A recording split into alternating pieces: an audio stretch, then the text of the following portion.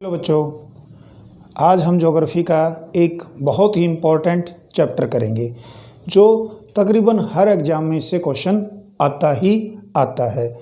वो क्या है? जैसे एक शब्द आता है सोल स्टिक और एक होता है इक्विनॉक्स।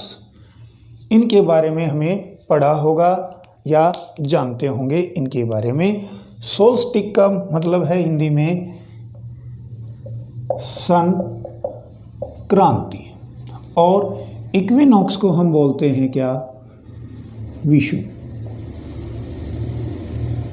हरियाणा ने भी ये क्वेश्चन पूछा था कि बताइए विषु क्या है, या एक बार क्वेश्चन आया था कि सोल स्टिक क्या है। एसएससी कई बार क्वेश्चन पूछ चुकी है इस पे। तो इस तरह से ये क्या है, काफ़ी इम्पॉर्टेंट चैप्टर है किसका? ज्योग्राफी का। तो उसको हम समझते हैं और उसको देखते हैं। हल्का सा हम क्या कर लेते हैं, एक ग्लोब बना लेते हैं और ग्लोब के दो हिस्से करने वाली रेखा का नाम क्या है? उस लाइन को क्या बोलते हैं हम? इक्वेटर। इक्वेटर यानी कि भूमध्य रेखा। क्या बोलेंगे बच्चों? भूमध्य रेखा, इक्वेटर। पृथ्वी के दो हिस्से करने वाली रेखा को क्या बोलते हैं हम? इक्वेटर। और जो ऊपर वाला हिस्सा है इसको बोलते हैं हम नॉर्थ, यानी कि नॉर्थ पोल, उत्तरी ध्रुव कहा जाता है। नीचे वाले को हम बोलते हैं साउथ पोल, यानी कि दक्षिणी ध्रुव कहा जाता है। इस तरह से हम इनके बारे में जानते हैं, ठीक है। और ये सारी चीज़ें हम पढ़ते हैं। एक और लाइन होती है हमारे पास, एक रेखा है जिसका नाम है tropical of cancer. Tropical of cancer यानी कि कर्क रेखा, ठीक है। कर्क रेखा भारत के बीचों बीच से भी जाती है। पृथ्वी पर स्थित है ये 23.5 डिग्री अक्षांश पर। एक और रेखा है जिसका नाम है मकर रेखा, यानी कि ट्रॉपिकल ऑफ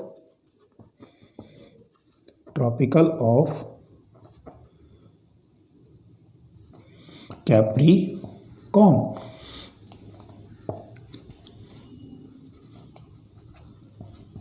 ठीक है। तो इस तरह से हमने इनके बारे में जाना। क्यों जानते हैं इनके बारे में? क्योंकि ये दोनों ही सोल्स्टिक और इक्विनॉक्स इन्हीं से संबंधित है। जैसे यहाँ से नाम पता लग गया, विषुवत वृत्त रेखा ही बोलते तो विषु, या इक्वेटर बोलते तो इक्विनॉक्स। इसका मतलब ये इससे संबंधित है। कौन? इक्विनॉक्स। अब इक्विनॉक्स क्या होता है उसके बारे में जानेंगे।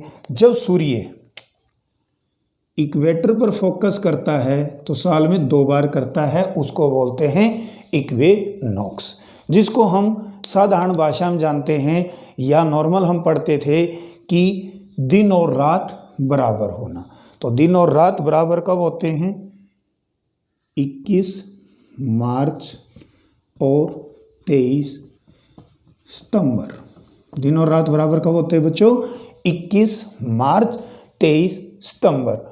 उन्हीं को हम क्या बोल देते हैं? विषु या इक्विनॉक्स कहा जाता है। उसी पोजीशन को हम क्या बोलेंगे? विषु। मतलब सूर्य का फोकस होना कहाँ पर? इक्वेटर पर। और उसी को हम क्या बोलेंगे? 21 मार्च और 23 सितंबर को क्या हो जाएगा? इक्विनॉक्स। ठीक है। लेकिन इक्विनॉक्स कितने प्रकार का होता है? 2। कौन कौन सा? एक होगा ओटम, पतझड़ वाला टाइम, पतझड़ ऋतु तक। उसका पहला दिन कब होता है? 21 मार्च। ठीक है। फिर आता है बसंत, वर्नल। तो दूसरा क्या है? वर्नल बसंत।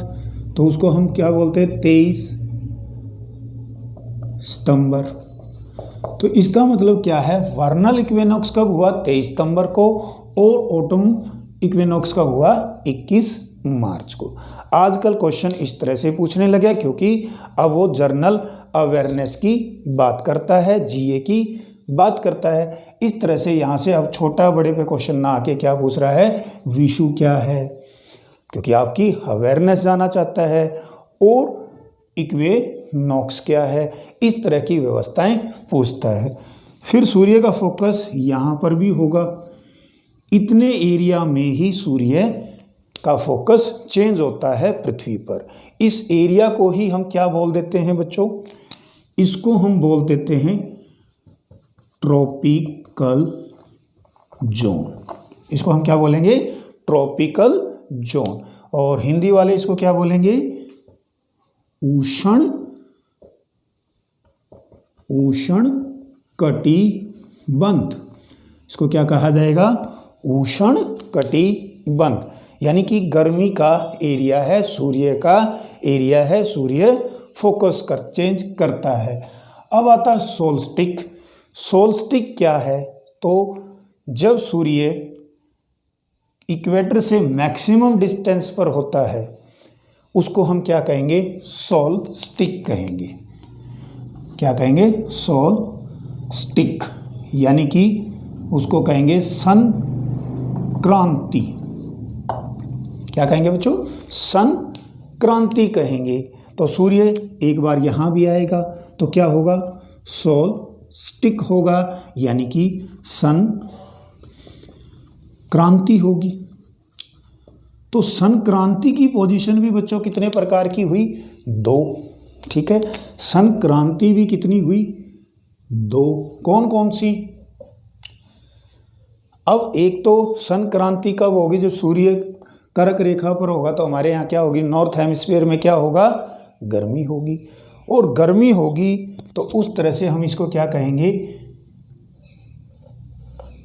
समर सोल्स्टिक, ग्रीष्म सोल्स्टिक का नाम दे देंगे इसको। ठीक है, तो इस तरह से एक आएगी फिर विंटर सोल्स्टिक।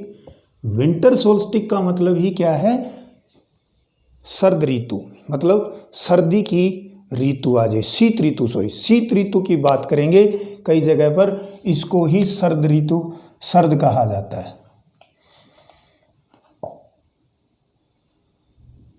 सर्द, और इसको क्या बोल देते हैं हम, शीत,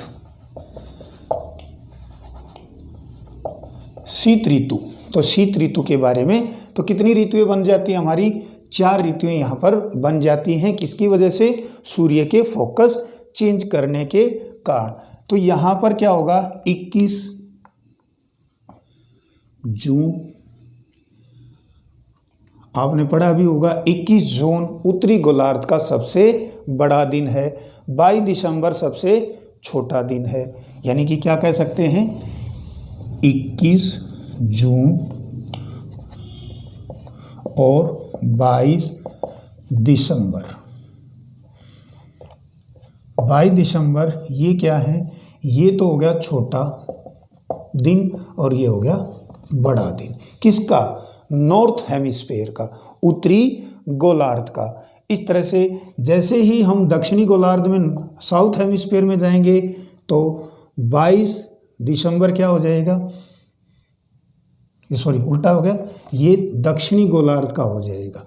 और अगर हम उत्तरी गोलार्ध में जाएंगे तो क्या होगा, उत्तरी गोलार्ध में ये उल्टे हो जाएंगे। 21 जून हो जाएगा हमारा बड़ा दिन और 22 दिसंबर हो जाएगा हमारा छोटा दिन।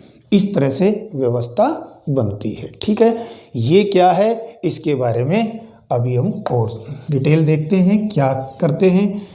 कई जगह पर क्या होता है, अगर आप इसको गूगल पर सर्च करेंगे सोल्स्टिक का मीनिंग क्या है एक्चुअल, तो कहते हैं कि राशि परिवर्तन करना।